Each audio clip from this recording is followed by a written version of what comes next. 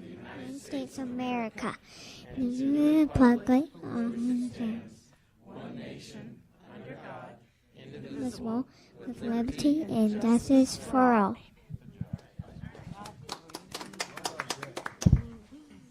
Future council member there who went right up to the front and sat right next to me. She's got guts. How old is she? 6 years old. Very good. Awesome. All right.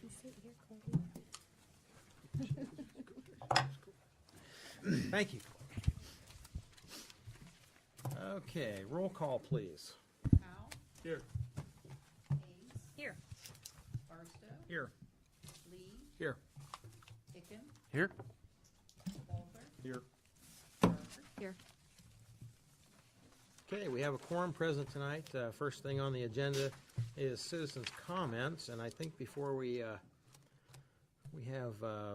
go into our general citizens' comments, BJ, would you grab the? Sure thing. I think Jamie, you have something for us? Yeah, we have a representative from the Outer States office here. Very good. Tim Kraft, come on up. And Jamie, I'll let you take over. Well, this is Tim Kraft with the Outer States office, and the city has been awarded the award from their office. I'll let Tim go over it, but it's another good year. Great. Thanks for coming, Tim. Absolutely, yeah. This is starting to become my yearly trip out here, Yes, which that's right.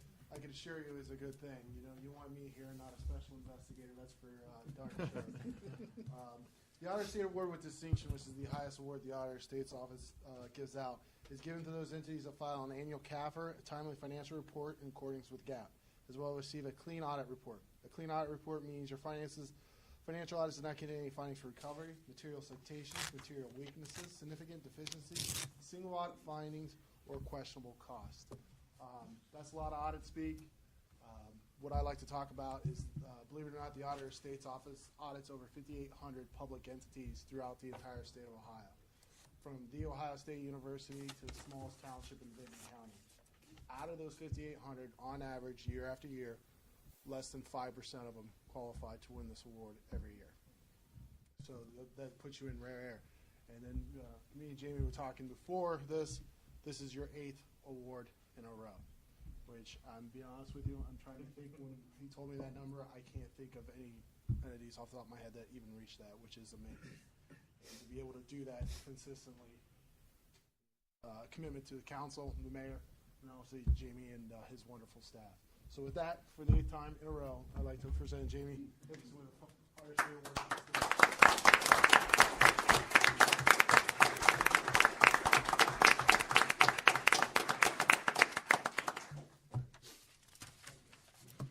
Tim, thanks a lot.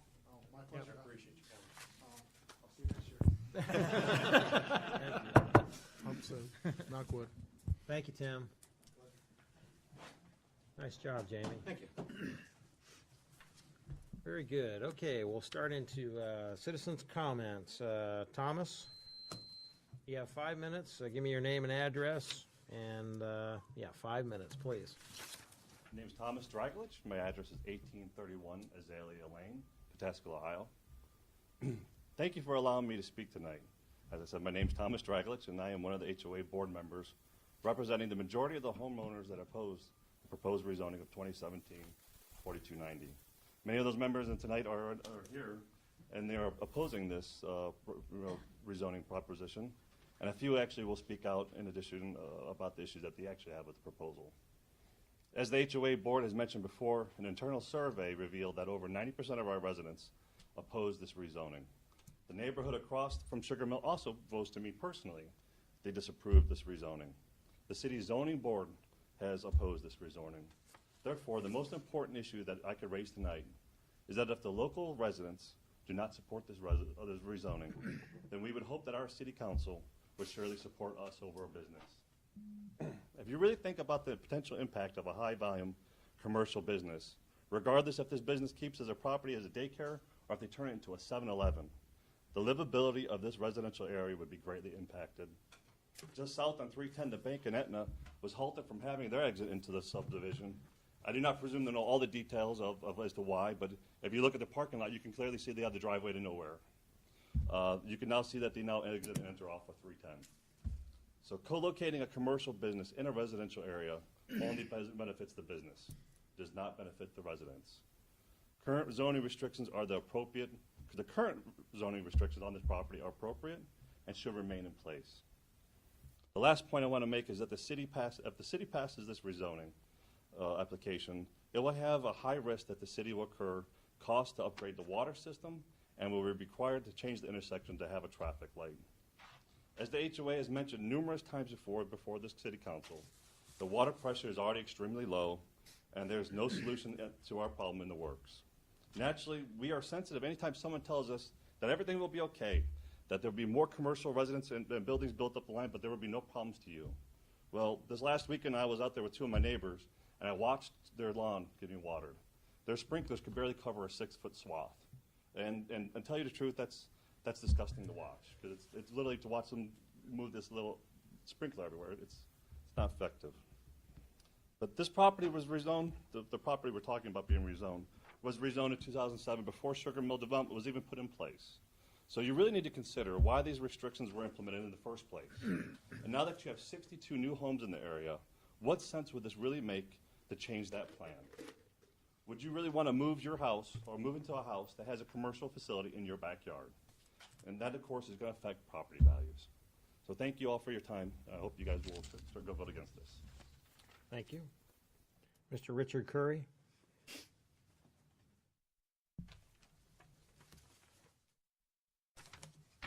I am Richard Curry. I live at 1835 Azalea Lane here in Pataskala. And I've really grown to love the city, even though I've lived here only a year. I moved into the Sugar Mill community as I moved into Pataskala, and I've grown very fond of it. I am one of those who believe that this zoning change that's proposed is not consistent with the surrounding area. The closest commercial area is a half a mile up 310. And with that, and all the other commercial areas that are available here in Pataskala, along with the other favorable areas that would be available for properties of this type, there's no need to rezone this property. How the property is currently zoned is the most appropriate for the area. But if it is rezoned, any form of commercial business could be placed here.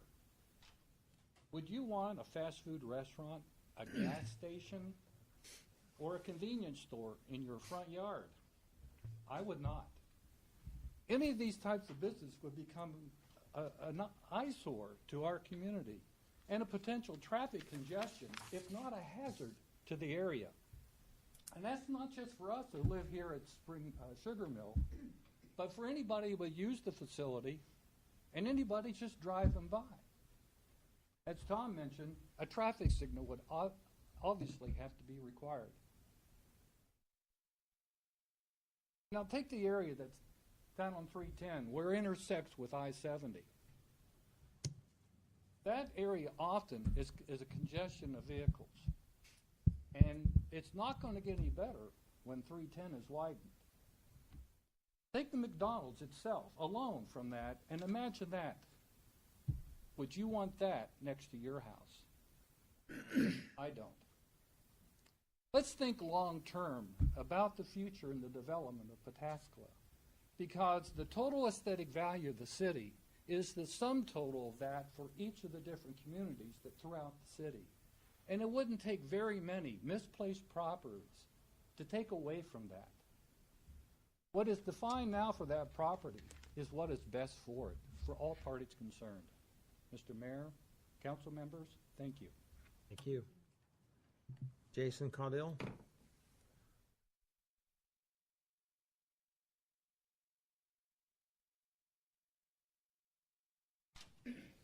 Thanks. Jason Caudill, 2061 East Gardenia Drive.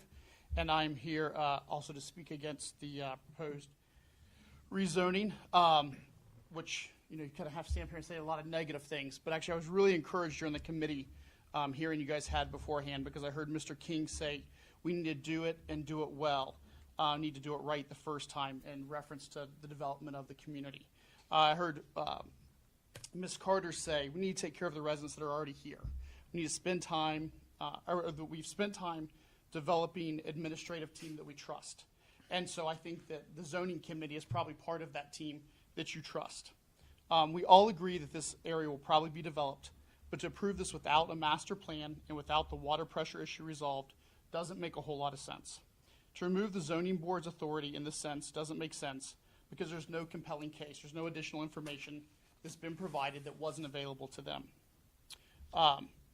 At the first reading, the city council asked for a traffic study, and we believe that would actually be a traffic study. We have not seen results. Our HOA has not seen results of that. I've been told that there was a table or some kind of theoretical plan that was presented, but I don't think that would be information that would be different than what the zoning board would have access to themselves. The property owners have been asked by the city council to work with us as the homeowners to develop a plan to see what works, and that has not happened. They have not worked to address our concerns and to find solutions that work for all of us. There are, no less than 6 daycare or preschool locations on 310 between 161 and 40, and so at this time we just do not feel like that it's an added benefit to our community. Thank you. Thank you. Anybody else wish to speak who didn't check the box? Yes, ma'am.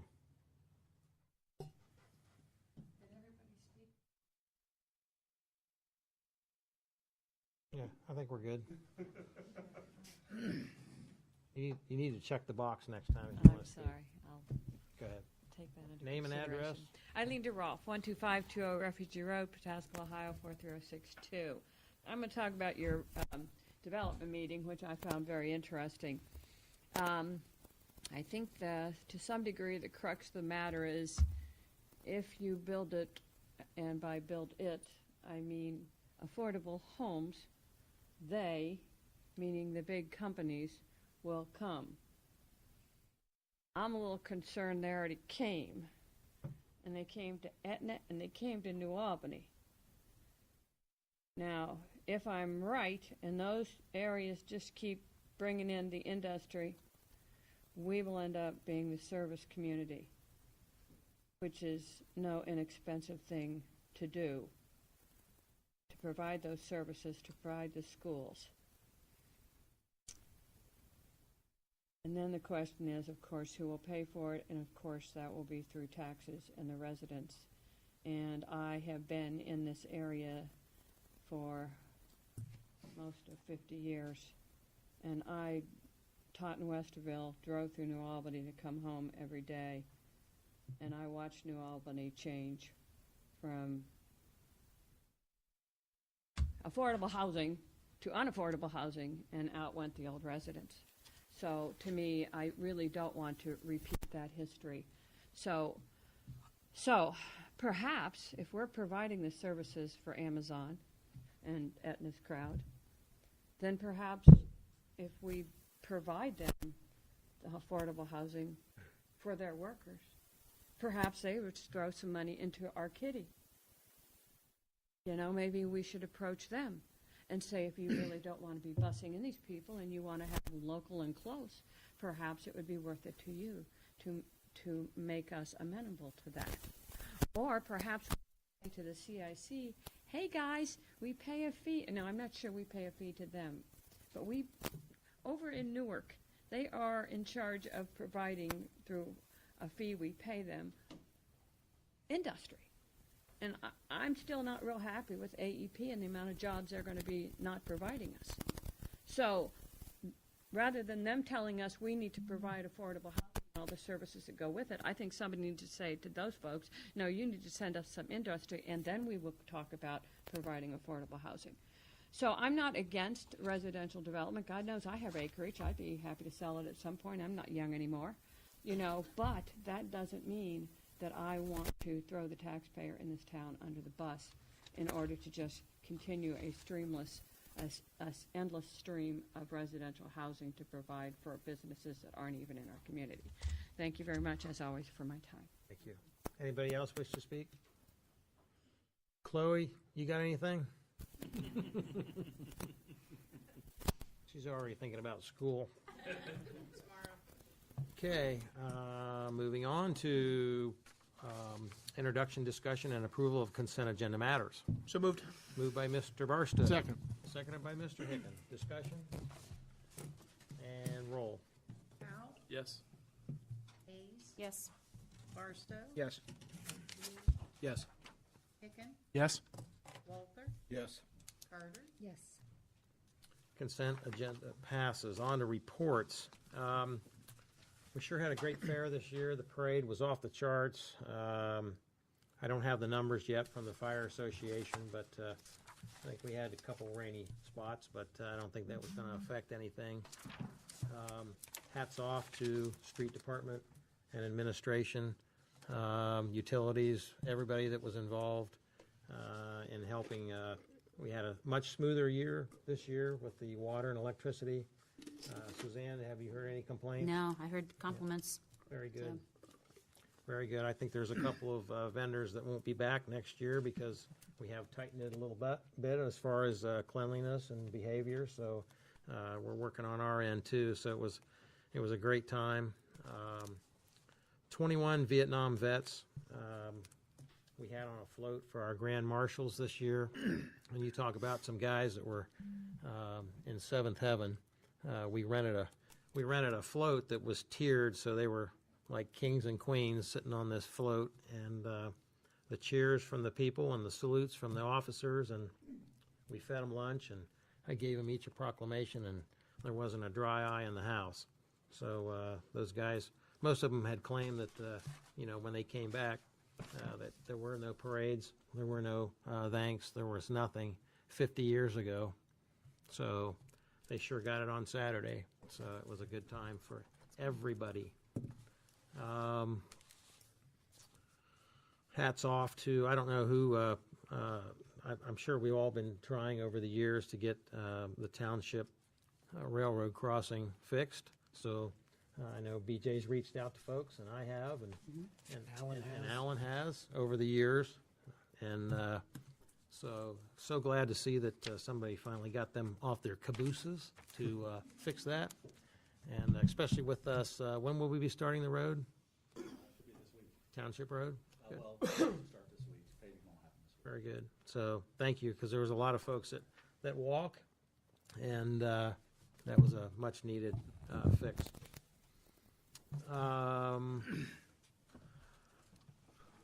I think we'll move on. I've got some other stuff for at the end. Mr. Hicken.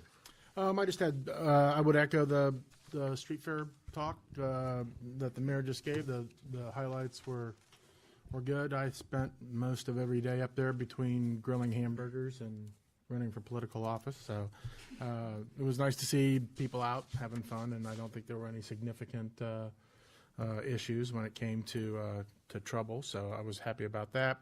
The only other thing I would mention is Cookout with a Cop is coming up. It will be Saturday at 9 to 2 at Freedom Park. Thank you, Mayor.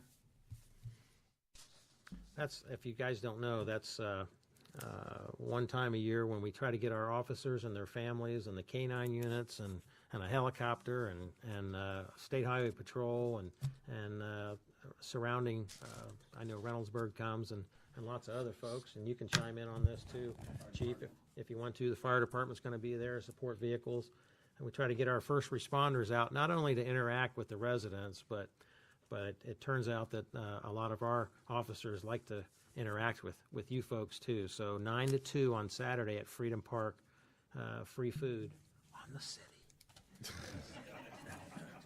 Very rare. So. Hey, Mayor, Who's cooking it? That's is what it I 11 wanna to 2 or 9 to 2? Sorry, did I say 11 to 2 or 9 to 2? 9 to 2. 9 to 2, okay. Yep. 9 to 2. Very good. We're getting you out of bed a little earlier than. I guess we're Okay. cooking breakfast. I guess we're cooking breakfast and lunch. Cookout with I guess so. No one answered. Who's cooking? We're all cooking. We're all going to Okay. take turns. Hot dogs and hamburgers. Very good. All right. Ice cream. I can cook. I can do Mr. Zetz, do you have anything? Not really a report, but I do have two things with respect to legislation on the agenda tonight. The two appropriation ordinances, 4295 and 4296, are drafted as an emergency, where we still need to verify that the property owners, we had to send, the last resolution that council passed, we sent that to each property owner via certified mail. We have not yet verified those green cards have been returned, so I don't want council to adopt those two tonight. So if we could just have a first reading, and then when we come back for the next reading, we should have that verified and can pass as an emergency at that point. What numbers are those? 4295 and 4296. Those will just turn to a first reading. Yeah. First reading. Yeah. Well, but they were drafted as emergencies, so they were being, because we might have to pass them as emergency. I'm also trying to coordinate with ODOT when they really need us to file the appropriation litigation, so I didn't want you to actually try and pass it as emergency tonight, so I'll let you know on that at the next meeting. And then with respect to the ordinance everybody seems to be here for, that's 4290, just a simple reminder, the code and the charter require council, if you're going to do something different than the planning commission has recommended, it takes a 2/3 majority or supermajority vote. Just so if people in the audience are counting, they need 2/3 to do something different. That's all I got. Very good. Any questions for Mr. Zatz? Okay, Mr. King. Thank you, Mayor. Just a couple of things I want to update council on. The advertisements for the boards and commission vacancies will be published starting tomorrow. Looking at doing those over 2 meetings in October. We got several that are coming up, and usually the planning and zoning and BZA take the longest. So looking at doing those on different nights and then doing some of the others in conjunction with those on those nights. So those will be going out tomorrow. Have about 6 weeks or so for people to submit for those. The auto call system that we've talked about, all paperwork has been submitted. They're currently in the process of getting all roads and everything from county GIS and 911. And the advertisement for that, or the link for that, for people to start signing up, should be going out in the next couple of weeks. Look forward to using that. The property at the corner of Broad and Mink, just heard today that has been released, or got the approval from the Licking County Court of Common Pleas, I believe, for that. And I was sent the realtor's name, so have a message into him and start negotiations tomorrow as far as purchasing. So be looking for that to come to council in the foreseeable future. And the last thing I have are the Main Street easements have started. We've got all the information from AEP about those. It's been staked and are starting to reach out to folks, letting them know what we need from them, and hope to see some movement on that in the very short future. Happy to answer any questions. Anything for BJ? I don't think so. Okay. Thank you. And now the award-winning, 8-time award-winning finance director, Jamie Nicholson. Thank you. Thank you, Mayor. There are 3 things, pieces of legislation on the agenda tonight, 2 resolutions and a supplemental appropriation. The supplemental is to clean up the budget, since we're obviously not going to enter into a contract for the police station this year. That'll reduce the budget, clean it all out of the budget so we can put it in the 2018 budget. So it's a cleanup. The 2 resolutions, one is for the ratifying the contract with the Ohio Patrolmen's Benevolent Association, the sergeants, the OPBA, and that pretty much mirrors, for all intents and purposes, what went through with the FOP. We have some cleanup, different cleanup of language, but basically it's to get as close of alignment between all our contracts. So that's we're seeking approval for that tonight. Also, at the same time, we're seeking approval of the non-union pay matrix. Again, it's the same pay increases that mirror what the FOP and OPBA would get: the 3.25% in 2017, 18, and then 3% in 2019. And that's all I have. Jamie, quick question on the police station construction. You have in here that this will be rebid in January of 18. Is that something that, are you pretty confident that we're going to? I just wanted to find out what was going on with that. I saw that. Yeah, the bid advertisement will go out before the end of this year. That's what we're looking at with award potentially in January of 18. Okay, and I'm guessing we're going to have several discussions before then. Oh, no doubt. Okay, good. Yeah. Thanks. Yeah. But we'll include the capital expenditure like we had in this year's budget Yeah. and the 18 budget. Yeah. Very good. Thanks. Anything else for Jamie? Okay, thank you, sir. Nate. Yeah, I would like to let you know, I didn't put it in the report. It reminded me today when I came to work. Wednesday and Thursday this week, we're having our water towers, the 3 that are in service, inspected and cleaned. We bring in a dive company so we can do this while the tank is online, and just kind of inspect the overall health of the inside of the tank and check for any sediment. We like to do this every 5 years, and I imagine there'd be little to no sediment, and just kind of gauge the towers as far as the potential for delamination on the inside of the tank. So we're doing that this week. In regards to the street fair, looked like we had good use of the manifolds that we set out with the meters. I'm hoping people weren't hooked up to other folks' house and things like that. But looks like there was roughly 11,000 gallons of usage for the fair. Just so you know, that's what the average at least is running to be. And other than, I wanted to also let you know, Chris Sharrock in our department became a grandpa today. So he was off being a part of that. So I thought maybe I'd share that with you. But Very other good. than that, be happy to answer any questions. I have a question. So when you say delaminate, are the inside of the tanks fiberglass? No, they are. Well, it's a metal structure, and there's layers of coatings, Okay. paint, and Tanemic paint is the type.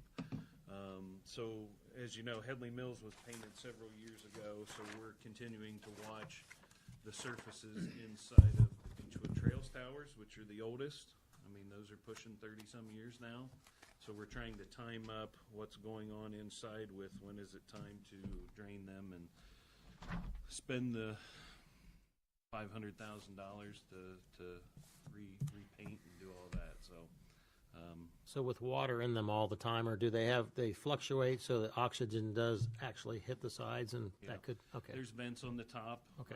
And that's something that they inspect for too. Actually, the gentleman in the PD that has the drone that helped us out, once in a while we check the vents around the top of the tank just to make sure that the screens are intact, so nothing gets in that shouldn't get in. But yeah, it's inspecting the, if you'd call the wear surfaces, because you will get an ice layer at times in tanks, so to make sure that there's not a lot of rubbing going on there and exposing paint in the tank. So Thank you.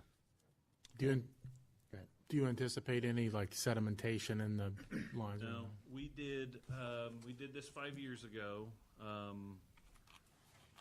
The Beechwood Trails towers, they were fine. Headley Mills was fine. The Southeast Tower had a lot of sediment in it.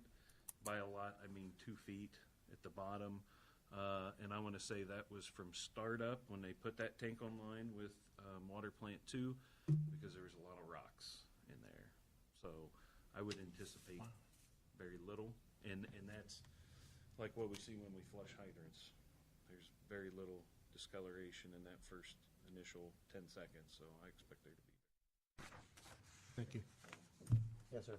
Nate, just wanted to ask you a couple quick questions. The Strand report that you had gotten, it had some different alternatives in it. Yeah. Obviously, if you take maybe a minute or so just to kind of give us a brief review of that. So with the Strand study that we did just to reevaluate our hydraulic dynamics in the system, if you will, in relation to future growth projections and current growth projections, just to see where we can improve some inefficient areas in our system to try and improve flow and pressures throughout the system. So the study, I wish it would have told us something we didn't already know. But it did focus on some of the bottlenecks in our system.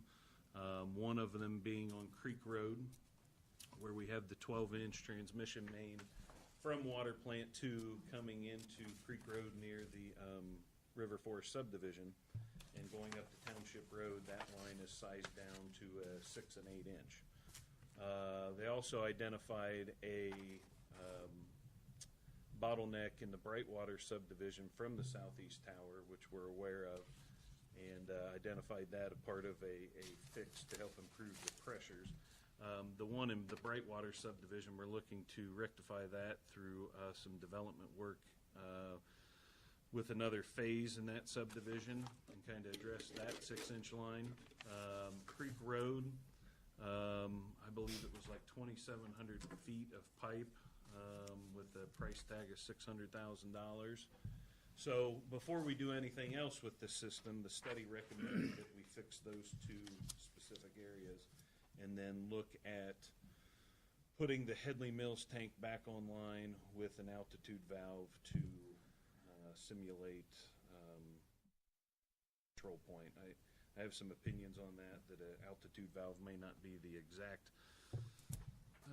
path for that as opposed to solenoid control valves and things like that. But overall, looking at the system and some of the things that we can do through pipeline projects and things like an altitude valve on the Headley Mills tank, you're looking at potentially in some of the lower areas realizing a pressure increase of 8 to 10 psi on the static. The residual pressure does not change because that's all driven by demand. So since we're at the low end of demand capacity in our facilities, during a demand scenario, this pipeline changes will not affect the residual, the operating pressure. But it has the potential to improve static, non-flowing pressures, 8 to 10 psi. So, go ahead.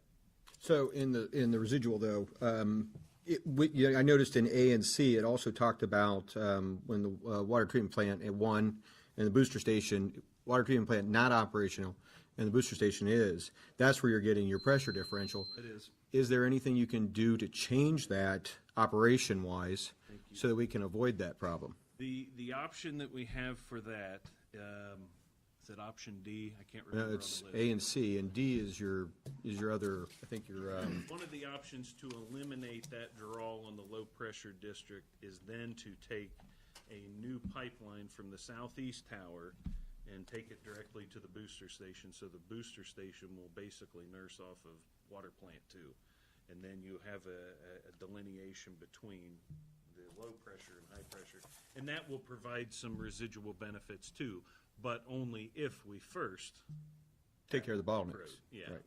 So Right. it's a phased approach in several million, but what time frame? Okay. So from this, I know you had a summary also. What are your recommendations from this report? Recommendations are for 2018, whether via developer or ourselves, we figure out a way to address Creek Road water line. So a lot of the driving behind this study too were pressure concerns in areas in town, and knowing that, I wanted to look at, in comparison to a potential development coming in the 310 South area, and to basically look at what type of impact will this have on our system.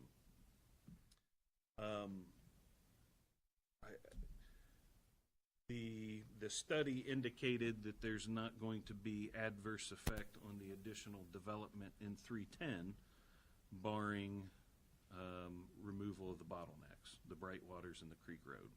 So whether or not we kind of proceed with doing that in-house or try and negotiate something with the developer and saying, hey, if you're coming into town, instead of $1 million in tap fees, maybe you pick up this project and take care of it. Just to be clear, we're talking about two different developments, correct? Yes. So one is the condominium development behind the retirement home, and one is a professional office. Is that the two you're talking about? Okay. Just making sure we understood which one we were talking about.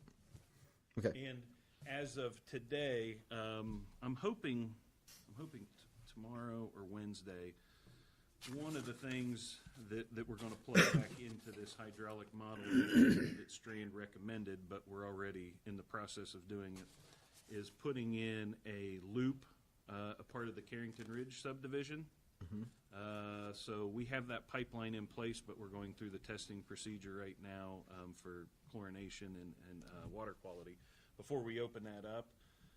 So once we open that back up and we're flowing water from another source from the water plant south on 310, we're going to kind of revisit some of our test locations, a part of this study, and see what impact it has on the areas in question. Sorry. Is that something we're going to do in-house, or are we going to bring Strand back out to do that? We are going to handle that because we have the equipment to do Okay. it. We're just going to funnel the data back to them to then plug into the model. Because this was one of, I can't remember if it was B or C, but this was part of one of their bottlenecks, piecing in the void between Carrington Ridge and Broad Street. Maybe it was D. I can't remember. It wasn't C. D, maybe. Yeah. So we're going to follow back up with them and then plug that data in because now it's changed slightly. So.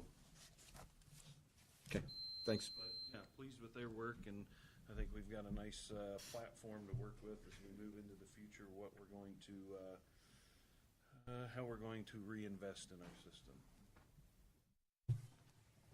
Do you have a comment, Mr. King? I just wanted to say that we'll certainly be discussing this more with the Utilities Committee at the next meeting, so.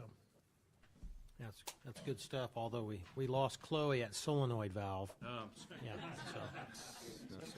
She just rolled her eyes. Spot on. Alan, go ahead, try and top that one, sir. I actually have nothing to report aside from what's in my report tonight, but I'm happy to answer any questions. Anything for Mr. Haynes? I have a question for Nate. Yes. Nate, I have a question for you. Yeah. How's the product? Yes. The product is great. We're actually looking at purchasing a used conveyor system so we can stack our product a little better. Yay. How do you stack product? How high can Very you stack carefully. it? Carefully. Very Process. carefully. It involves, Not a hands-on approach or anything? We try not to. Stop down sometime. Yeah, I Do you think do I'll field that. trips? Yeah. You should. You should go see the police. Go see the firing range. That was that's probably the most fun I've had on city council is going to the wastewater treatment plant. I'm not joking. It was really, really interesting. Very Well, and informative. now that you mention that, now I have to throw out another initiative I would like to try and put on Twitter. What have we found on the bar screen today? Yeah, okay. I think perhaps I'll vote against. We're still vetting that idea, so. Order. Be a great Facebook page thing. Alan, I have a question for you, sir. Can you tell me the order that Shelley's going to, on the big projects? Is it township first? I don't have that information. Okay. They're definitely going to be coming in and doing some full depth pavement repair and then some pavement repair sections throughout, and then they have not shared what order they plan to go with. Okay. It'll take a long. But don't we need to know that? Are we putting up our electronic board signs to, or are they going to be in and out so quick, we're not even going to need that? We plan to help them out with that and also put some no parking signs out in areas. Okay. As needed, a couple, 3 days before they get to a section. Okay, very good. Anything else for Alan? Yes, sir. Just to say, I don't know if you have it in your means to let the people know why the no parking signs are going up, but I think the last time this happened, like they went up and then immediately people start calling, letting citizens know, hey, we're paving the street as we promised we would. These are the days you're gonna want to share your kid who usually parks out there isn't parking there, kind of stuff. We had put out notification a while back. That's when we thought the Shelley company was going to get started a bit earlier, so maybe we need to put out notification again, letting people know that. It's probably not a bad idea. I was on Township Road recently talking to people, and they had forgotten that it was going to be paved. So, Mr. Lee. Alan, what is a reasonable timeline, do you think, for burying the electric? It seems like we're making some headway. What do you anticipate on Main Street? On Main Street, okay. When that would be done? I've had a lot of questions during the fair. That's the first part of that. We got over the last hurdle, which was actually nailing down the right-of-way. We've also worked with AEP quite a bit to get the easements narrowed down. They were fairly wide before. We've narrowed those down to 2 to 3 feet in most places. So as BJ had mentioned, he's been going, talking to residents, trying to get buy-in for those easements and getting everybody on the same page to get those. Once we actually get the easements, and if everybody, that's the unknown, that's the variable in this, is once we get all those. I would think that CS Electric is who's planning to do that work. They're usually able to get to that pretty quickly, and it won't take terribly long once we can get to it. It's hard to answer. I was just looking for a time frame. So when somebody asks me, I can say, we hope to have it done by the end of the year? Yes. Get all the easements, yes. Okay. It's dependent on people signing off on the easements, but there's 15 maybe. So the goal is to have it done by the end of the year. There's 15 left, or there's 15 total? Total, 15 to 20 is total. Okay. Total. There's only 3 that have signed, and they signed previously. Okay. Before we narrowed the easements. And then AEP, as Alan said, went back and looked at when we said, hey, you can do it in the right of way, they narrowed the easements. So we have, 15 to 20 left. So if we get those 15 signed, by the end of the year is a reasonable timeline? If we can get those signed within the next probably month by the end of the year is reasonable. Yeah. Okay. And AEP's addressed, I believe, all the comments, which was mostly the width of the easement and some of the language. So I think we've got it all cleaned up.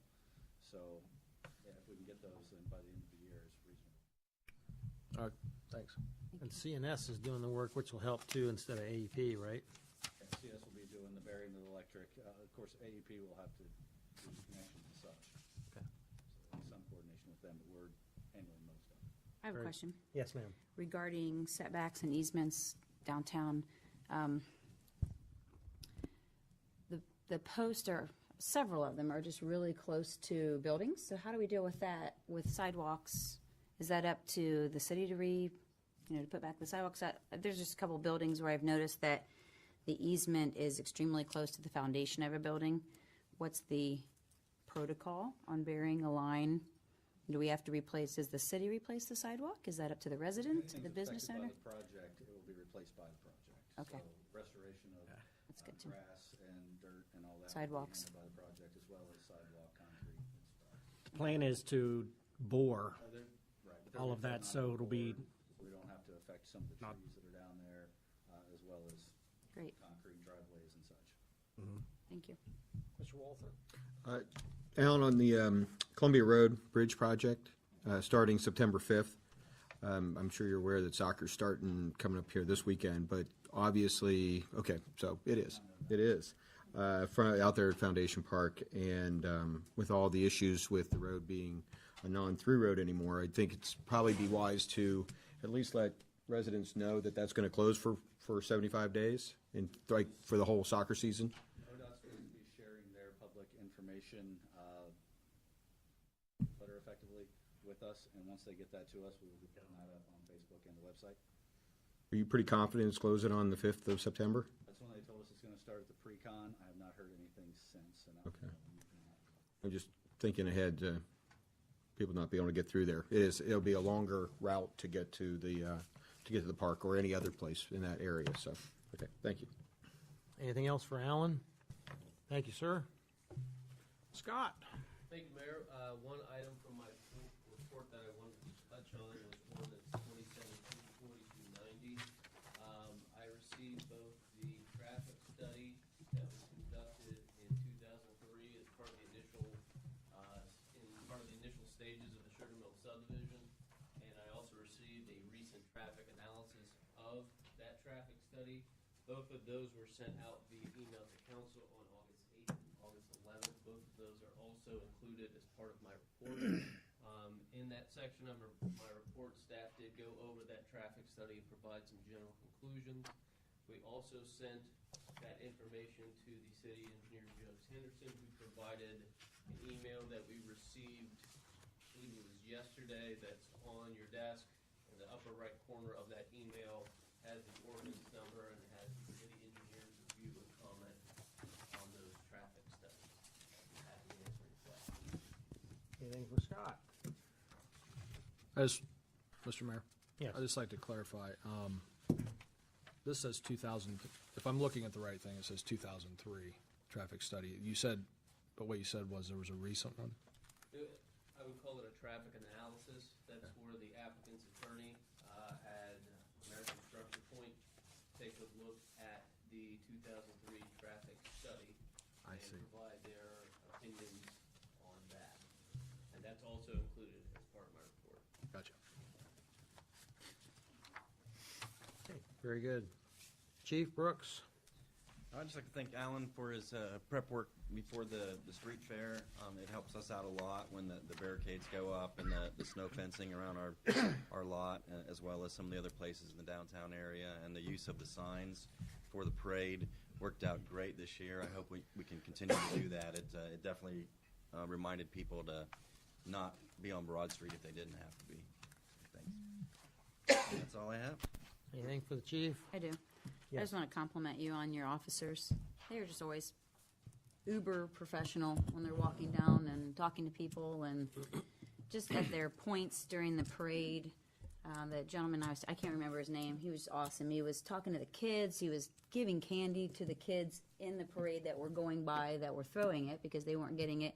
It's kind of the epitome of the small town. I don't know. It was just awesome. So I just tell him I said thanks. Well, I was extremely pleased this year that Sergeant Wrights, among others, came out and manned the booth for the whole period of the fair. And of course, I know next year they'll probably want the other side of the street because that's the shady side, but it would help. Like me. But, they stuck it out the whole time. They were in uniform. The fake gun, real gun quiz was off the charts. People were, guys that thought they were gun experts could not tell. Having a state highway patrolman there in uniform the whole time. The Licking County Health Department lady who was in charge of sober and click it or ticket. She had the drunk goggles. And again, people were just amazed at that kind of stuff. So I've already bounced it off BJ. We're definitely going to go with 2 booths next year because we do have a lot of stuff that we need to show and give folks. And this was a good one. So thank all of your officers for, and the security was great. We had no issues and it was a good time. So, and I do have that address for that gentleman on Graham where the speed trailer goes to next. He just texted me. So afterwards, let's get together. I'll get you his name and number. Okay, committee chair reports. Oh, I'm sorry. Do you have something for Chief? Yeah, I do. I wanted to echo that also. Mike, Sergeant, I got to spend a couple days in there with him, and just his relationship with the people that were walking up, I was surprised about how approachable all the officers were, but especially him in that booth. And what Mike said about the gun, I saw 4 people get it right. One was a 13-year-old kid, so I think he guessed. But the other ones, he came up with it himself. We were talking about, how he came up with that idea, and it really points out something extremely important to parents of kids that you run around with a cap gun, you better know to listen to the officer because bad things will happen because they do look so real. So I thought that was it was a lot of people that maybe not even been Pataskala residents stopped in and talked about it, and really the light bulb went on. They really got it. So it was fantastic. All right, I had one more comment. Yeah. Is that something that we can repeat at the cookout with the cop? Absolutely. Good comment. And I'd be remiss too. I mean, that we had so much going on in the city booth this year, which normally isn't the case. Corey and all of the folks from Parks and Recs were there plugging the upcoming vote on that levy. On the levy, and people were answering questions and looking at. Again, people don't realize how many parks we have in this town. So all in all, a great time, and we need to get 2 booths next year. So, on the shitty side. Committee chair reports. Anything else? Anybody? Yes, ma'am. There was a development committee meeting this evening. Mr. Fulton gave us lots to discuss. There, update on the subdivision regulations, which are coming along and we will still see by the end of the year. In addition to that, staff talked about something that they have coined, and as they said, it's not in stone, the Smart Growth Initiative. Taking essentially, and I'm not going to phrase this as well as Scott did, but looking at all of the developments that the subdivisions and such that are coming into the city now and that have already been approved, and after those kind of putting a waiting period, if you will, for new developments, while we take a better look at our comprehensive plan, our infrastructure, our utilities, things of that nature. It generated a great deal of discussion, and essentially where it ended up was that Scott and, well, really the whole team, they kind of all worked together on this, will bring us some quotes, maybe getting a contractor or a third party to give us some quotes about helping get our comprehensive plan done so we can move that along, and we're not out of business for such a long period of time, and putting together some ideas that essentially will help speed it along. And I think the time frame of 2 years was thrown out at one point, which I think everybody on the committee felt was probably a little too long, but then can also appreciate that the staff's dedication to the city and wanting to make sure that we're moving forward in the right way, and we're not just blowing up with subdivisions and not making sure that we have everything in place that would support the city. So there will be more information to come on that. That's all I have. Any other committee chair reports? We did have a Records Commission meeting tonight that was uneventful, and we do that twice a year to clean up and get rid of some old records. And how old were those records we had this time? Well, we didn't have it this time. For the last one, we had 16 boxes of finance, which I don't know off the top of my head. A lot of them went way back. Thanks, Kathy, for helping us with that, and Corey, thank you, sir, for your efforts. All right, on to unfinished business. Ordinance 2017-4290 for a third reading. So moved. Moved by Mr. Barstow. Seconded by Mr. Lee. Kathy, when you're ready, third reading. Ordinance 2017-4290. This is the third reading, an ordinance adopting the Planning and Zoning Commission's recommendation to deny the zoning request for the property located at 7856 Hazelton Etna Road, Pataskla, Ohio, parcel number 064-152-988-01.000.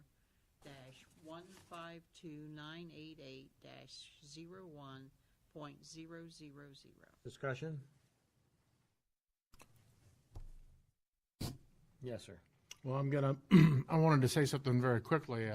I thank both everybody that gave me the time to either send me comments. I thank the Ms. Klima. I also thank the administration because I had a bunch of questions about this.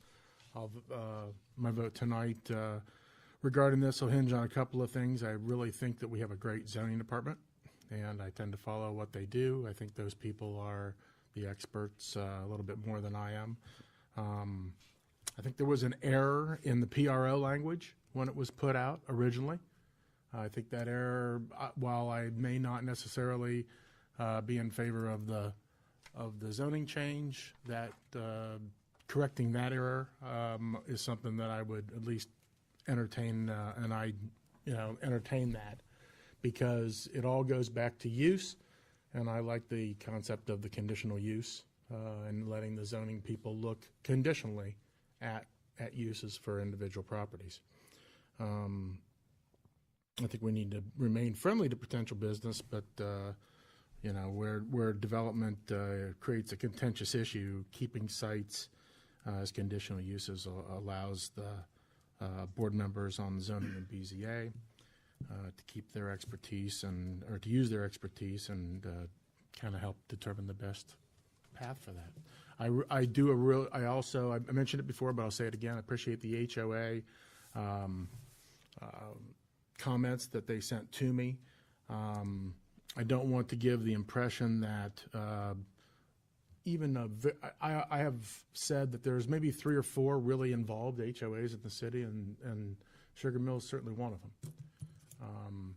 But I also want to make sure that we don't think that even as involved as those people are, that there's some veto power on certain things. I love the fact that people give us input, and that's how it's supposed to work, and I'm grateful for those individuals. And that's all. I'm sorry. That's all I have. Okay. Mrs. Carter? Yeah, there was a few things with this as I went back and forth, and I had to drive past that a number of times. I'm surprised I didn't get pulled over going back and forth and trying to look at it again and again, because I don't live down there, so trying to get a feel for the area. And some of the things that Mr. Hickens stated, there was initially, it appears to really have just been a typographical error in the initial zoning, so I'm not sure that was intentional. And the fact that when I look around the city and we talk about development and we talk about the infrastructure and the intersections, and I can only reference and just beat you guys to death with the Summit and Broad Street intersection, whereas we have a situation where they actually did some infrastructure improvements prior to a business coming in, which is unusual. Some turn lanes and some traffic flow, things that aren't necessarily always done in other areas. And I think one of the big things that for me is, and I don't know if it was addressed or there was more information given on this, but that there's a potential conflict of interest of one of the individuals on the Planning and Zoning Commission. That is, for me, especially when you have a vote that went the way it did, that's a pretty substantial issue for me. So I wish that I had a homeowners association as involved as this one is. Things would probably be a little bit better in my own area. So both sides, is really appreciated when people come out and let us know where they stand on things and really make us look at it, because otherwise we're up here trying to just, in our own heads, go through it. So I really appreciate everybody that came out, and Ms. Kleeman and I had a good conversation and she answered some of my questions. So I will likely not support the recommendation of the Planning and Zoning Commission because of the conflict of interest. Anybody else wish to speak? Yes, sir. I just wanted to point out a couple things that were stated during the citizens' comments, just some stuff that we're given the information of, so that so everybody out there, you guys know what we're given. Our city engineer is telling us, his evaluation of this traffic report as well as the use of a daycare. And I'll quote the email that we received. It says, based on our evaluation, we do not see any engineering specific reasons this rezoning should not be considered. So we're being told through a traffic study and through our engineer's review of that traffic study that there isn't a traffic issue there. Additionally, we're also being told that that the traffic, or the improvements that were made to the intersection, the turn lanes, are more than adequate for not only the subdivision as designed, not only the church and the elder care, but it will sufficiently take care of these 54 or 57 trips per day. So there are some contradictions to what maybe the homeowners association has as information and what we have for information. So I think that's important for us to let you know that. Additionally, in the summary that we reviewed from Nate, it says based on consultant review, I do not see any reason to delay growth or development in the water system pending recommended improvements, which is, I think, the alternate A. I don't want to speak for Nate, but I believe that's what he meant by that. He says, I'm comfortable with the proposed condominium development on 310 South and any potential development on the corner of 310 and Sugar Mill. So with those alternates being done, the water system will supply and support this rezoning. Additionally, I do want to point out that the zoning board was a 3-3 vote. It wasn't a unanimous vote to deny. It was a 3-3 vote, which means it did not pass. It's a little bit of difference in description there. And we've said that the zoning board recommended that it wasn't approved. Actually, what they did was they didn't recommend it for approval. I know those are semantics, but that's a difference. And then lastly, I wanted to point out, someone had mentioned about Pataskala Bank. I do know why they don't have a entrance to the Cumberland Trail subdivision. It's because the driveway had to actually cross a reserve that was no longer owned by Cumberland Trail when they sold that bank out parcel. So they didn't have property to get across. Otherwise, I can tell you, Pataskala Bank would have loved to have an entrance out onto that subdivision road, which was designed to support that, and the infrastructure that was put out on 310 was designed to support that use being there, the bank use. My last comment is, 310 is a commercial corridor. It is going to be a commercial corridor eventually. I don't want anybody to think differently. I think when you look at our comprehensive plan, it shows that. With that, I think the only thing we didn't talk about was whether there was enough sanitary, and I think that's pretty easy to figure out that for a daycare, there's probably plenty of sanitary. So I wanted to point those things out so everybody in the audience knew what we know, what reports we've seen, and how we're looking at least at myself, what I'm looking at from the information we've been able to get from the development work that was done there, as well as from Scott and from Nate. Yes, sir. Mr. Barstow? Or Mr. Lee wants to go. No, next. go ahead. I'll go after you. Okay. Well, I, like other members of council, I appreciate the homeowners association coming out and speaking to us, and Ms. Klima coming and making her presentation, and then the work on staff to provide us with additional information, the minutes from the meeting, and the traffic study that was done. Although the traffic study was done in 2003, it was done in 2003, and I think things have changed here in the city in the last 14 years. But I have an issue with a couple of things. First of all, my neighborhood just went through a similar situation with an out parcel, and it was owned by the owner, but was not developed until just recently. The plan had always been to put in more. I live in a condo. They'd put in more condo units, but it didn't happen, and we were very concerned about what the builder was going to build there. Ultimately, they did build as they had promised, but I can certainly understand why the folks in Sugar Mill are concerned about what's going on with potential commercial development. And Mr. Fulton can tell you that I was very interested in what was going to happen with that out parcel. And they finished it, and the condos are beautiful, and it's really great. We're going to have some great neighbors there. So I certainly sympathize with the homeowners association on that regard. But I do take issue with the attitude that because you live on a commercial corridor, 16 or 310, that you just gotta you just have to suck it up. I don't think that's necessarily.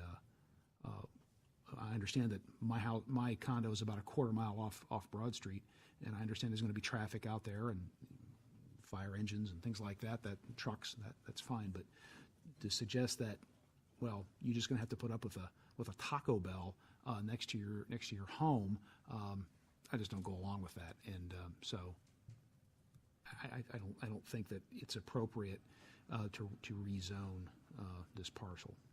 Mr. Lee? Thank you, Mayor. First, I would also like to thank all of you for coming and speaking tonight and the previous meetings and all the emails and inviting me into your homeowners association meetings to discuss this and other things. I've gotten to know quite a few of you, and I think that your HOA is there's something to be said for what you guys are doing, and I appreciate it very much. I'm not going to be repetitive here and repeat everything that everyone said, but I think everyone here has made extremely valid points. You all have made extremely valid points. I've spoke at length with Mrs. Klima, who I highly respect, and she has made valid points. But I find myself in a different situation than anyone sitting up here, is that I'm your ward rep. And at the end of the day, I think there's something being said. I'm a little bit old school. I believe that that I'm your voice. And it's a privilege to sit here, and you all have given me that privilege. And I have no one in my ward asking for this to be passed and go through. And at the end of the day, I do find myself seeing both sides of it quite frequently. We've been talking about this for 3 months. And because I am your voice, I will follow the recommendation of the board and support you guys. That's all I have. And I'd just like to say, too, thank you for bringing what you brought to us, both parties, in a respectful manner. And I do appreciate that. That's the new direction of the city, and it's working well. Any other point? Yes, sir. Just real quick, about the traffic study was done in 2003, which seems a little outdated to me. Another thing that I haven't really heard mentioned is the fact that last year the Hazelton Crossing initial plan development was passed, which would include how many houses, Scott? Less than 100 off the top of my head, I don't recall. Okay. But that was part of an amended plan. Oh. They amended an original plan to Right. include houses instead of apartments or condos. Right. And it would also include a commercial portion that would front 310. And then there would be a assisted living facility on there. It's condominiums and assisted living. Condominiums and assisted living. And so when I think about rezoning, I'm not against the daycare being there. My problem with rezoning is the fact that, say, things happen, and if that daycare goes away, that rezoning is still there. That it's still zoned that way. And under that zoning, we could see a gas station or a convenience store. I can imagine in the morning that would get pretty crazy, a lot crazier than a daycare. People going in, getting their morning coffee, especially when you add a huge development at the corner of 310 and Refugee, that would only impact that even more. So, I'm not. Thank you for wanting to put this in our city. I don't want to discourage you or push you away or anything like that. My concern is what is allowed under the local business zoning, which is probably going to keep me from approving the rezoning. Okay, I need a motion to, okay, any more discussion? Yes, sir. This is not discussion, however, just so we don't deal with these very often, I want to make sure for Mr. Zetz, a yes versus no is what in this case? It's somewhat. I tried to make it as least confusing as possible, but it is very confusing because the ordinance is to adopt the denial. So if you say yes, you are adopting the denial, planning commission's recommendation. You're saying no. Because if I put two negatives, then it gets really, really confusing. Right. So planning, That's why I wanted to figure clarify. that vote out. This is why I sit up and I think That's why I about wanted to it. clarify, we don't deal with these very often. Right, no, and that actually is a great question, but that's how and why I framed it like that. So planning commission denied it, so the ordinance is to adopt their recommendation. So a yes is a no and a no is a yes. Correct. Correct. Had it. Well, and That is my favorite Seinfeld episode, by the way, because it is reversed. And if I can just add, to adopt the third reading of what is on the agenda only takes a majority of council. Correct. To overturn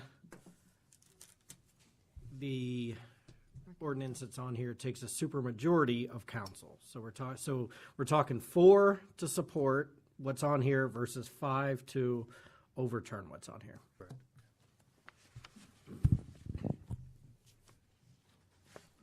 I'll make a motion to adopt 2017-4290.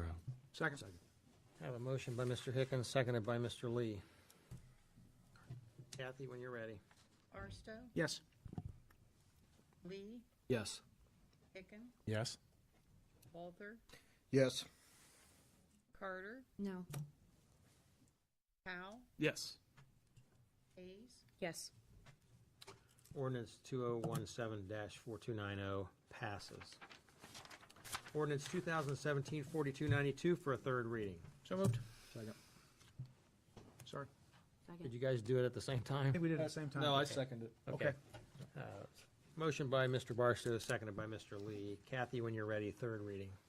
Ordinance 2017-4292, this is the third reading, an ordinance to revise section 505.11C of the codified ordinances of the city of Pataskala, Licking County, Ohio. Discussion? Mr. Mayor? Yes. I move to adopt ordinance 2017-4292. Got a motion by Mr. Barstow. Second. Seconded by Mr. Hicken. Discussion and roll. Hicken, Yes. Walther, Yes. Carter, Yes. Powell, Yes. Hayes, Yes. Barstow, Yes. Lee, Yes. Ordinance passes. On a new business, ordinance 2017-4294 for a first reading. So moved. Second. Moved by Mr. Hicken and seconded by Mr. Barstow. Kathy, when you're ready, first reading. Ordinance 2017-4294, this is the first reading, an ordinance to make supplemental appropriations for current expenses and other expenditures during the fiscal year ending December 31st, 2017. Discussion? Ordinance 2017-4295 for a first reading. So moved. Moved Second. by Mr. Hicken and seconded by Mr. Barstow. Kathy, when you're ready, first reading. Ordinance 2017-4294, this is the first reading, an ordinance to make supplemental, this is 95.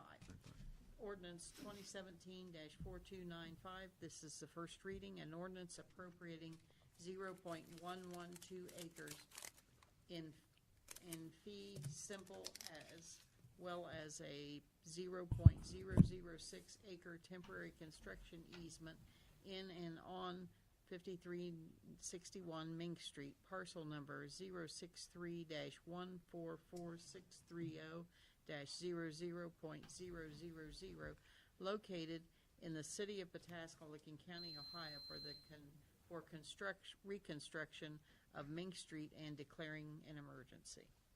And as Mr. Zetz had stated, we do not need to declare an emergency, correct? Correct. Okay. Any discussion? Okay. Ordinance 2017-4296 for a first reading. So moved. Moved by Mr. Barstow. Second. Seconded by Mrs. Hayes. Kathy, when you're ready, first reading. Ordinance 2017-4296, this is the first reading, an ordinance appropriating a 0.021 acre temporary construction easement on 6164 Mink Street, parcel number 063-142-410-00.000, located in the city of Pataskala, Licking County, Ohio, for the reconstruction of Mink Street and declaring an emergency. Discussion? On the resolutions, Resolution 2017-056, a resolution approving a contract with the Ohio Patrolmen's Benevolent Association for the administration of police sergeant and lieutenant wages, benefits, and other terms and conditions of employment for the period January 1, 2017 through December 31st, 2019. So moved. Moved by Mr. Barstow, seconded by Mr. Hicken. Discussion? And roll. Hayes, Yes. Barstow, Yes. Lee, Yes. Hicken, Yes. Walther, Yes. Carter, Yes. Powell, Yes. Resolution passes. Resolution 2017-057, a resolution to establish a 2017-2019 pay matrix for the non-collectively bargained employees for the city of Pataskala, effective for the pay period beginning on and after January 1st, 2017. So moved. Moved by Mr. Barstow. Second. Seconded by Mr. Hicken. Discussion? Yes, sir. Quick question on the pay scale or the pay years that you guys had given out. It goes up to 20. What do we do for those that have been longer than 20 years? I mean, officially, when you've topped out, the only change in pay you can get after that is if the scale shifts, then you pick that up. You don't have any additional steps after 20 years. Yeah, no steps, but you get the COLA. And we don't have any kind of longevity pay in any of our contracts or this as well. How many people would you think that would involve right now? Probably 6. You have 6. Was there any discussion during this? I know it's non-collective bargaining, but was there any discussion on how to handle the 25-year, for instance, or There hasn't been. hasn't been? Okay. I guess I'm going to ask the question: does council think that should be discussed? I guess I'm Certainly throwing. can take a look at longevity pay if Yeah, there's I'm any just throwing desire. some. We've got 6 people that have been with the city longer than 20 years, and I think it seems odd that they, at 20 years, get the same treatment's not the right word. Consideration, I guess, is the better word for it. I just wanted to ask that question. I agree with you. 100%. 100%. If council wants to consider that, though, what I'd recommend doing, since we are into August, is going ahead and approving this, and then coming back and taking a look at that I'm fine with that, as long as, I think that I wanted to bring it up to make sure we were going to do that. Thanks. Great idea. I would like to look at it. I am extremely familiar with stepping out. Happens all the time. So I'll be interested to see what council's different opinions are on it. So I just want. And there's two approaches. One is you either increase additional steps on the back end, like you take up to 25, or you do a longevity type of bonus. And each has its pluses and minuses, so we can talk about it offline. Great. I just wanted to bring it up. Thanks. All righty, roll call, please. Barstow, Yes. Lee, Yes. Hicken, yes. Walter, Yes. Carter, Yes. Powell, Yes. Hayes. Yes. Resolution passes. Any motions tonight? So, You have a motion, sir? I don't have a motion. I have an item to talk about for motion. This is the Comprehensive Plan Steering Committee. I definitely want to put that out there again to hopefully we get a motion put together for coming up with a number of people we need on the steering committee. But per our development committee meeting this evening, we found that the comprehensive plan, the revisions or the renewal or at least re-looking at it needs to be done sooner rather than later. And the first step to that is getting the steering committee. I would absolutely echo that. Mr. Walther and I had a separate conversation about this coincidentally recently, and the comprehensive plan. I've also spoken to Mr. Fulton, and I think it's just a matter of putting the steering committee together. I talked to Mr. King about whether it would be a true steering committee from council or an ad hoc. One is appointed by the mayor. The other one is just more along the charter doesn't tell us how to do this particular thing unless we choose the ad hoc route, and that doesn't mean we can't do it. It's just something that we'll need to to kind of figure out. I don't know if I guess anybody else is welcome to jump in here. I'd like to have us begin to submit names of people to be on that steering committee. I don't know, Mr. Walther, if you have a motion that crafts it specifically, or I don't. And the same question came to my mind, knowing the charter does not permit or doesn't have something specifically for this. An ad hoc committee is permitted and provided by the charter. And then we talk about numbers and how many people we want to have on this committee. I think those are all things we should discuss quickly, quite frankly. Well, it's just, the most important thing is figure out how council wants to craft this committee. How many people? Is it one per council member? Is it 4? Is it 5? How many do we want on it? Mrs. Carter? I know in the past we've done one person per council member, but given the unique situation, and how we're going to be looking at this and who's going to be impacted, I think that in addition to citizens from all parts of the city, we also need to get our community partners involved. I don't think it should just be us as a council. I think other people who would be greatly impacted, and of course what comes to my mind is the school districts, should also have a seat at the table on it. Mr. Barstow? Ms. Carter, are you talking about them as a voting member or as an ex officio member? Not as a voting member, no. Ex officio? Yes. Okay. I know, he uses all that legal jargon. No, they don't get to vote. I just want their opinions. Okay, I was just curious. Well, through the process, all community partners would be engaged to talk about different things. Okay, so we're going to head in that direction, or you want to make a motion? I think we need to We're just discussing it right now. Isn't there a council rule that also bears on the formation of committees? I don't have my rules in front of me, so I'm just. Or do I? Mr. Zetz? Mr. Zetz. Council committees, I think there are ad hocs. I can't remember. I don't have it in front of me, so I'm sorry. The mayor can call for an ad hoc. I know that. Other than that, I think council can appoint Kathy, you have committees any as they input? please. The president of council appoints standing committees. You do have the ability to appoint an ad hoc, and I don't believe there's anything further in there. There's not. It covers standing committees, charter, and the mayor's ad hocs. But, Mr. Mayor, Yes. what I'm hearing is, the thinking is this is going to be like the Charter Review Commission, where each council member appoints somebody, as opposed to the mayor or president of council appointing 3 people or 5 people or whatever. Right. So, I would also say that while I want to get the most input from all of the stakeholders, I'm also wary of giant committees.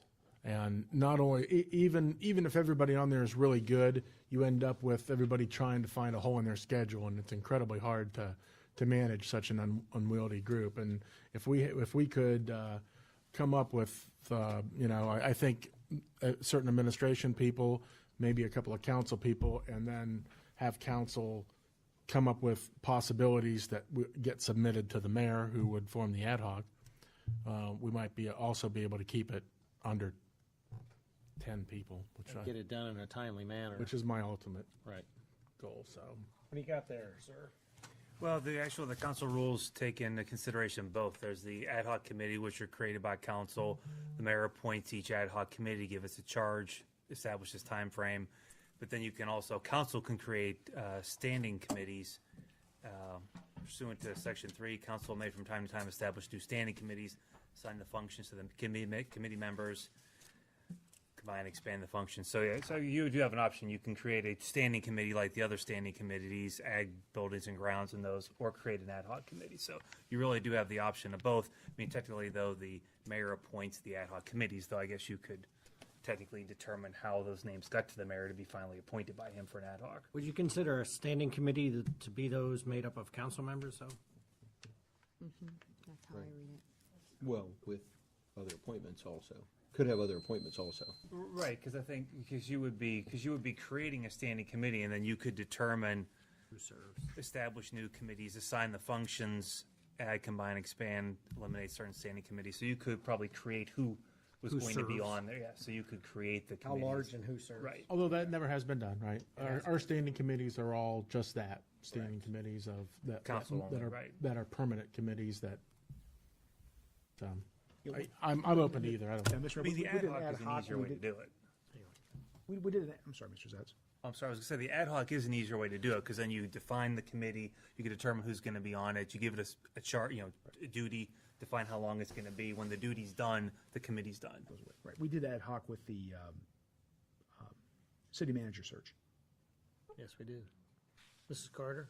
Well, and I think it should be much like the Charter Commission. As we watched that go through, they were very, very effective in how they did things and broke things apart and looked at it, and they split down into their own subcommittees, and then ultimately just provide recommendations to council, which council then decides whether or not they'll adopt.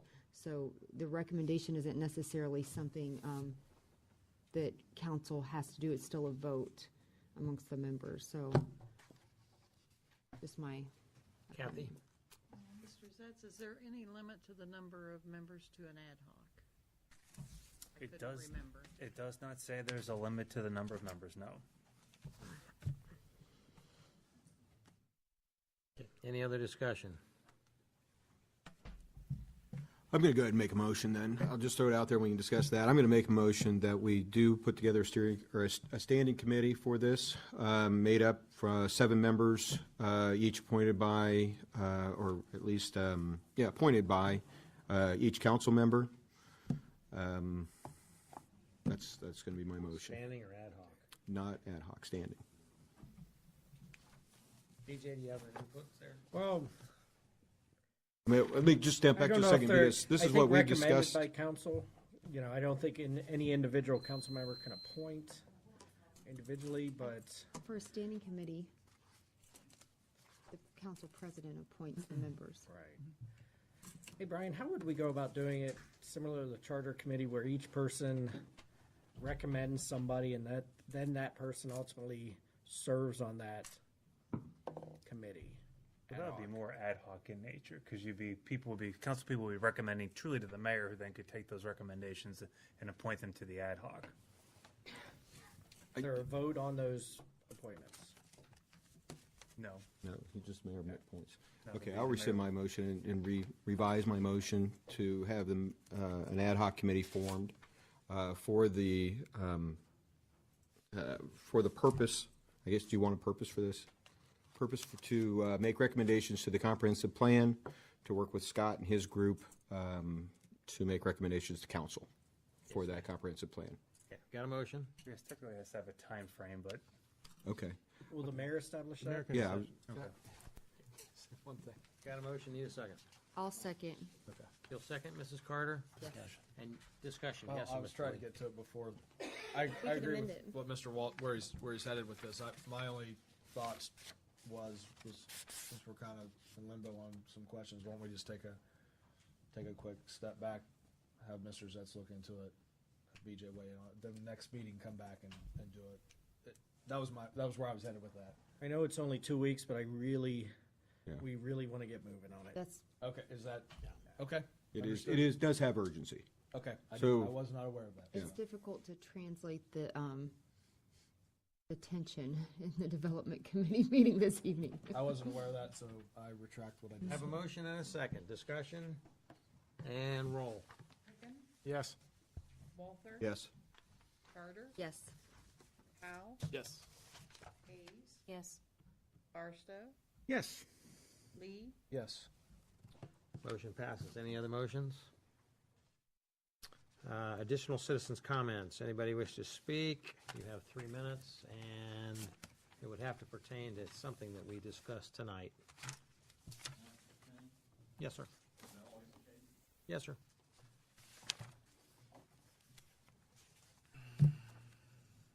My name is David Hughes, 138 International Drive. I was here at the council meeting July 24th, talked about an issue at my residency, drainage. Not one council member contacted me after I was here about the issue. Not one.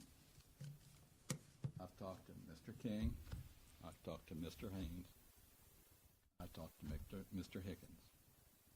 I was assured that I would have a response after I contacted them. I still have the same issue. And this has been going on since 2015. Mr. Hickens, when he was there, he mentioned, you think it was taken care of if it was in front of the mayor's house like this? You remember that? I remember the question, yeah. I said, I don't think so. Because where there wasn't a ditch before, now I have a ditch. So I have more water now since I contacted council back in 2015 than I did in 2015. The water problem is worse now since the city got involved than it was before. I talked to Licking County Building Department. They told me that the buildings behind me was approved by Pataskala, not Licking County. So the drainage problem was caused by the lack of knowledge of then council when they built all that commercial property behind my house. None of their drainage, their storm sewers don't work, retention ponds do not work. Heavy rains, I'm not talking about the floods we just had, I'm talking about just plain good old thunderstorms, flood the yards. One of my neighbors up the street had 5 feet of water in his yard from the runoff from the post office. I feel the city, since they approved the occupancy of those buildings, I'm not talking about the post office, because that's a federal entity, but the rest of the buildings need to go back in there and see what's going on, that those properties are draining into the residents' properties behind them.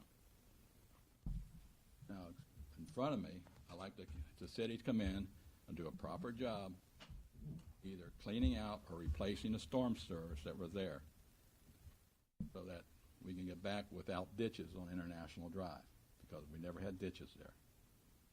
I'm sure every one of you, if you had the same situation, would be down here complaining about the same thing.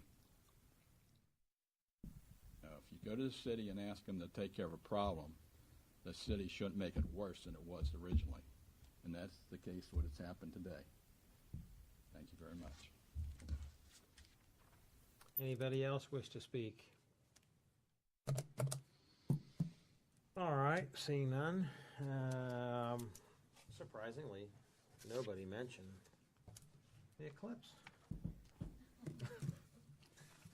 And I have for each one of you council members. If you haven't seen them yet, they're the forever stamps.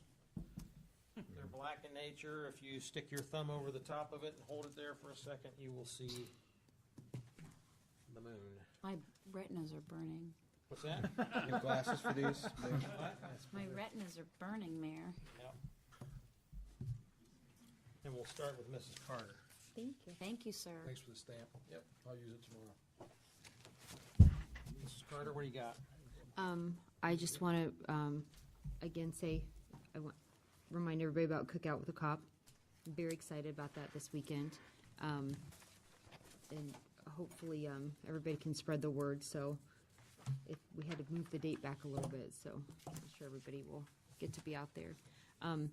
And just a special, and I want to say it in public, thank you to the Pataskala PD for their handling of various sensitive situations. I know there are times when things come up and you don't feel like that you would really, somebody would understand or have compassion or empathy in that type of a role, especially with the stuff they must see on a day-to-day basis.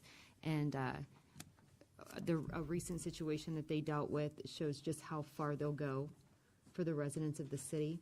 And you know, they've helped me out with something similar. And so just as a mother, how much I appreciate respect that I was given and the lengths that the officers went to resolve things. So thank you very much. That's all I have. Thank you. Mr. Barstow?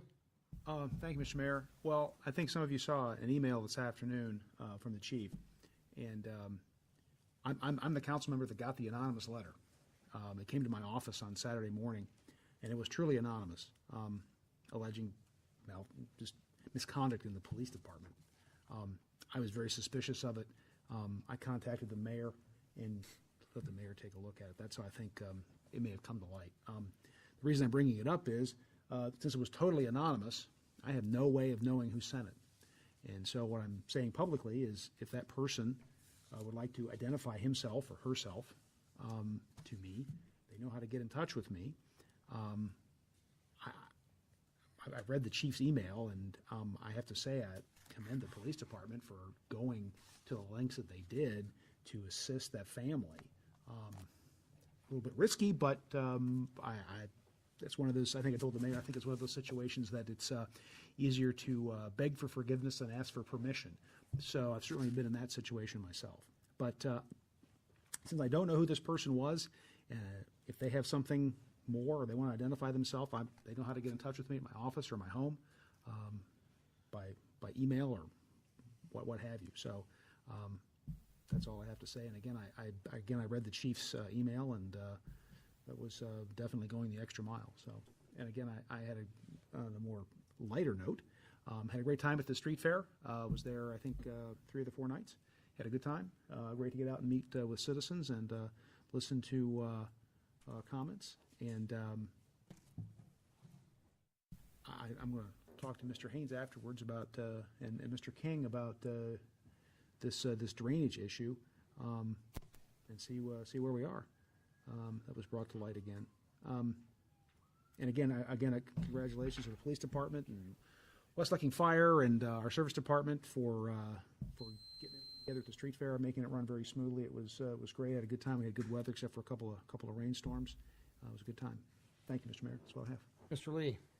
Yeah, first I'd like to congratulate Jamie. 8 years, that's pretty impressive, and pretty nice crowd here to see that happen. And I just think that it speaks volumes for what you're doing and for the job that, I feel like you deserve all the credit on that, and I commend you on that. I guess Janice, and I got a lot of good department heads. Your department, how about that? But congrats. Also, street fair went amazingly well when I was down there. I missed one night due to work. I think that the Firefighters Association goes a little bit unrecognized, and they're more behind the scenes, and people might not even know exactly what they do. They're kind of near and dear to my heart because I was part of that organization when I actually had time to be a part of that organization when I started down there. But those guys and ladies do an amazing job. They're who make it happen all year round. They're already planning for it. Mr. Mayor, you're in the association. They're already planning for next year. Oh, yeah. We're just winding down from a nice fair and already starting. So a lot of credit goes to them, and I commend them and thank them. Also like to thank the PD. You guys did an amazing job down there. Your new ATV is impressive. Well done. We got to see it a couple times, and yeah, it was a great fair, and job well done by all. Thank you. And Mr. Lee, I'd like to extend a thanks to you. Again, using your coffee shop, you offered beverages to the Firefighters Association, which we greatly appreciated since we took back overnight security. Those guys were always ready for a coffee in the morning, and I appreciate that very much. No problem. Mr. Hicken. I also would like to offer my congratulations to Jamie. I had that on my list. It's the issue that was brought up yet again tonight about drainage is incredibly interesting if you dive into, if you'll pardon the pun, all the places in the city that drainage is a problem. It is an incredibly complex problem. And like Mr. Barstow, the comment that was made, indeed, I did go out and actually looked at it, and I think that Mr. Hughes has some valid concerns there. But it is not, at least it's something that I'd like to continue to work on, talking with the service department. But it is, it does happen throughout the city, and it is something that I feel that the city will have to address in a more comprehensive nature in the future. There's lots of places where drainage issues exist. So, and I know the street department's looked at it, utility department kind of, but more the streets. So, and that's all I have. Oh, I would like to thank Mr. Lee, thank thank the Fire Association. The Masons also did pretty bang up job, constantly walking around picking up trash. My thanks to them as well at Street Fair. Well, very emotional week for me, obviously, as very tired and but from the street fair, but well received to see all the folks. You know, we get thousands of people down there, and all the comments were positive. Very emotional for me as we, as I said before, gave those 21 local Vietnam vets something that they deserve, but also very emotional because I, along with, and now I'm finding out that even more so, not many, but quite a few residents on Havens Corners, including myself, were violated on Friday night and Saturday night into Sunday morning and had our vehicles ransacked at our homes. So I became somebody who is on paper over the police station to Saturday morning becoming a victim and sitting in the police station filling out a police report. Again, all of the guys being very receptive. I suddenly just became a citizen who'd gotten robbed, and not a good feeling when it happens at your own house. My windows were open. I was enjoying a nice evening breeze, sleeping, and somebody walked up and took some very personal items out of my vehicle, which, of course, I thought I was the only one for a while until I started calling my neighbors, and they started checking, and then I find out we had the same thing on Saturday night into Sunday morning. So I know we're working on it, and we have a really good lead. Oh, good.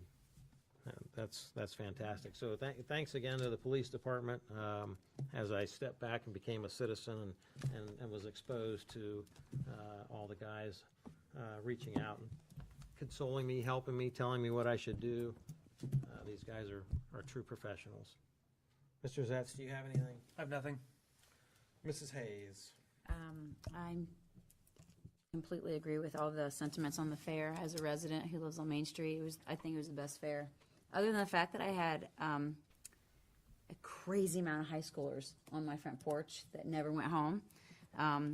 That is not something. I'm just wondering if you can fix that. I am. And actually, I'd rather Not going there, Suzanne. I know.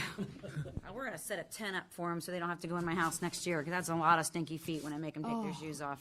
Sorry, it's a lot of high school boys, football boys, but it's fun. I mean, where else would you want them? They're having fun. They're making memories, and I remember as a child my parents dropping me off and me making, walking the street up and down the street and.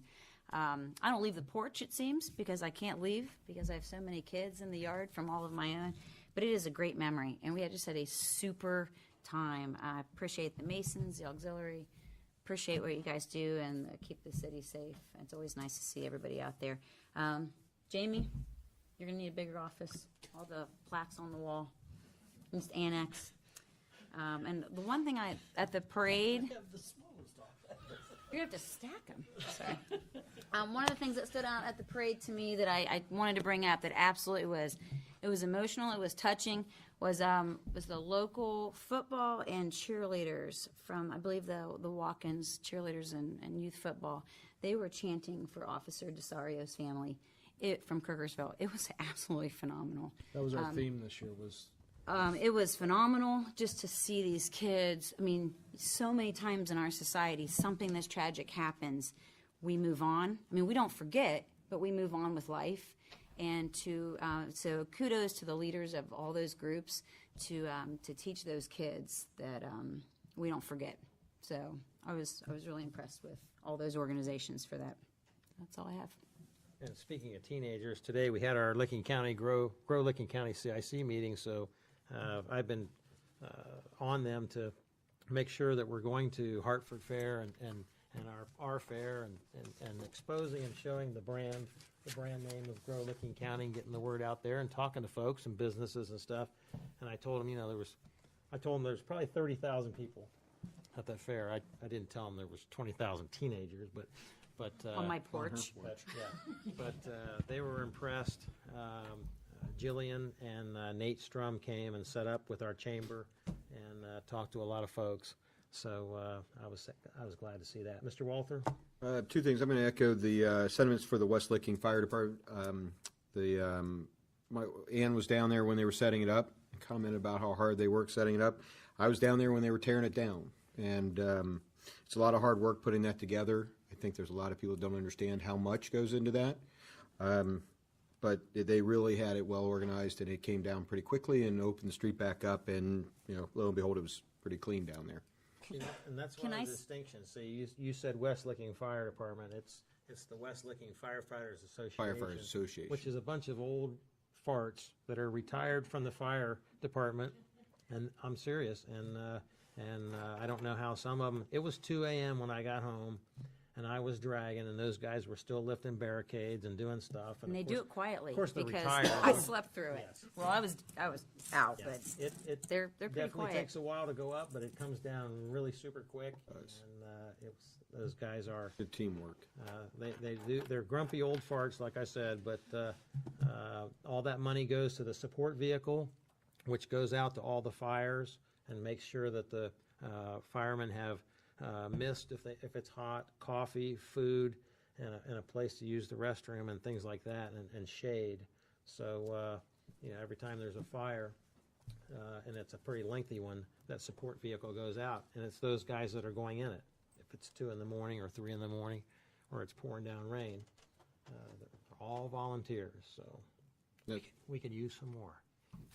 I wanted to mention that, and then the second item is we've got 2 weeks left of the pool this summer, going to the reduced hours with school starting up, but there's a lot of hot days left in this August, and it's our 5th year for the pool, being under this lease organization. So a lot of great families down there this year. A lot of fun. A lot of rain, but still a lot of fun. So, Mr. Powell. I don't know what else I can say about the street fair that hasn't already been said. But the one thing I noticed was I was there every night in Masonic Lodge cleaning up the trash. Like every time I saw them in their neon green shirts, like they're the unsung heroes of the street fair. Really, they are. School, since the street fair's over, that means school starts. So best of luck to all the teachers, students. Praying for all the teachers, especially the teachers of my kids. I apologize in advance. And then real quick, I've been seeing something on the news recently where cities have been creating meetup spots for internet purchases. It's a designated location that has video surveillance where people who make purchases via Craigslist or buying and selling walls, they can come and complete their transactions. Heath has it. Yeah, Heath has it in their police station. I know Whitehall has it, Reynoldsburg has it. It just provides a layer of safety for people who are doing that, because I know that's such a popular form of commerce these days. My wife does it a lot, and I'd feel better about her going to a spot where there is that level of safety. So I think if we could do something like that here in Pataskala, maybe somewhere around the building here, where we have the video surveillance, I think that would be well worth the minimal cost that it Can would we take. look into that, Mr. King? I was just going to say that I'm more than willing to talk to Chief Brooks, but he has something to offer also. So, actually, Suzanne's husband actually just sent me a sign. So we already have a sign. Awesome. When Oh, we there we go. find the right place, absolutely. Did he find that sign on Craigslist? Or? Yeah. We had it mailed right to me. Yeah. Very So good. it's certainly something we'll be looking into and establishing, looking at what cameras have the best coverage of parking lots, whether here or I know the station has outdoor cameras as well, and get it established. Very good. And Chloe, you did an awfully good job tonight. What a great little girl, huh? I'm sure she's tired. So, Mr. Powell, would you please do the honors? I move we adjourn. I have a motion seconded by Mrs. Hayes. Discussion and roll. Yes. Yes. Yes. Hayes? Yes. Barstow? Yes. Lee? Yes. Bacon? Yes. Meeting adjourned. Put your seats down, please. I do too. Very cool. Very important to do this, so we already have a sign. I didn't know. Snaps his fingers. The legal I mean, that's not- ramifications of what it's supposed to say, We know, but I'm not. Liz. They know this is science. There's a camera right there. I don't hate